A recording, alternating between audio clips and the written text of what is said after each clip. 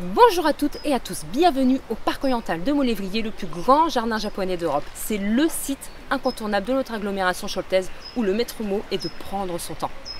La vidéo a pour objectif de vous permettre de profiter au maximum de votre visite.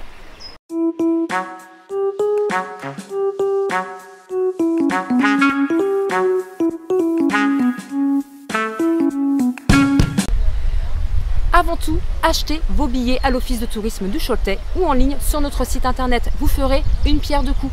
Vous bénéficierez d'une petite réduction et en plus, vous éviterez les files d'attente. Il faut compter 2 heures minimum pour visiter l'intégralité du parc oriental.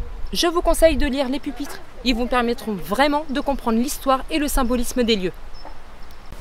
Quelles sont les meilleures périodes pour visiter le parc oriental? Personnellement, j'ai une préférence pour avril-mai, où nous avons la floraison des cerisiers et des azalées. C'est aussi à cette période où vous avez les premiers nombreux visiteurs, donc n'hésitez pas à venir plutôt en semaine. Sur la période estivale, c'est relativement vert, mais vous avez la floraison des hortensias par exemple. Ensuite, nous avons les couleurs automnales avec les érables du Japon qui commencent à prendre leur couleur dès le mois d'octobre. N'hésitez pas à aller sur le Facebook du parc oriental. Ils postent très régulièrement des photos de chaque floraison.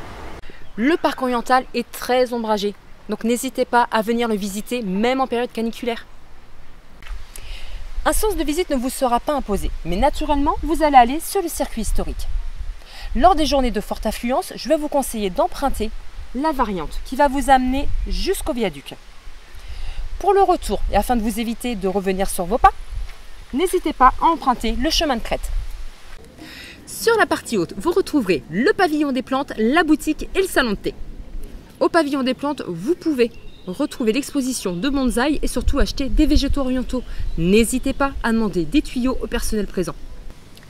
Ce que je préfère, c'est la boutique. Vous y retrouverez de nombreux produits orientaux, principalement fabriqués au Japon.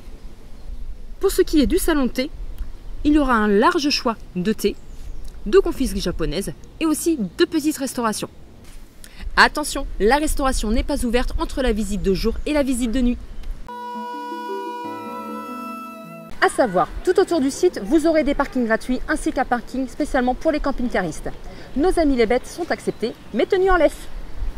Le parc est accessible en poussette et aussi pour les personnes à mobilité réduite. Le site faisant 29 hectares, rassurez-vous, de nombreux bancs sont mis à disposition tout au long de votre parcours. Pour vos enfants, ce jeu sera délivré à l'accueil et surtout, ils peuvent profiter de toutes les pelouses. Démonstration.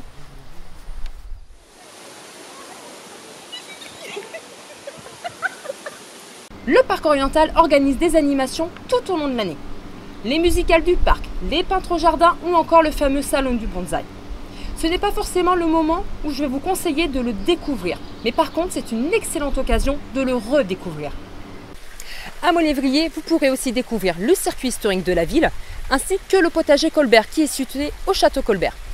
C'est un potager bio contemporain de 8000 m² qui a été entièrement recréé à partir des plans datant de 1816.